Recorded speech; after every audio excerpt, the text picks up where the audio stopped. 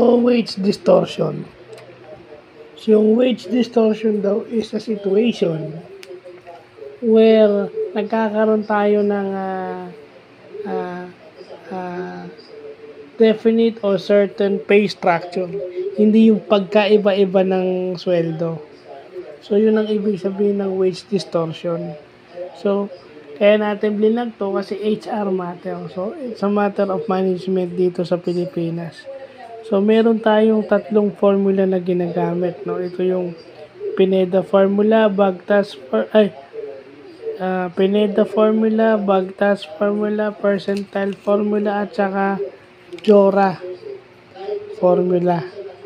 So, yan yung mga formula na ginagamit. Well, di ba? Halimbawa, gagamit tayo nagtatrabaho tayo sa Regional Tripartite Wage Board at nasa IT department tayo, isa to sa ilalagay natin sa softwares.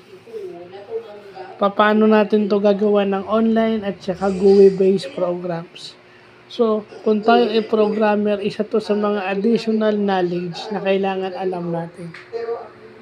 Because we are the one automizing these processes, so dapat alam natin to. At saka syempre, para malaman mo rin anong pagkakaiba ng mga, kung bakit may pagkakaiba ng wages sa bawat lugar.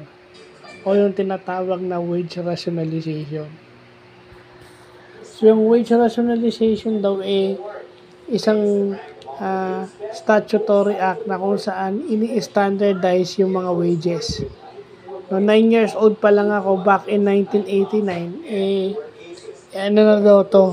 in-enact na ito nung 1989. Term pa to ni former President Cory Aquino. So, ayan ito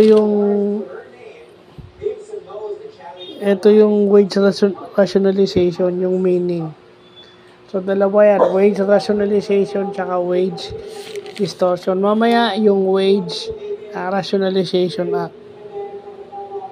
So, yun lang pa.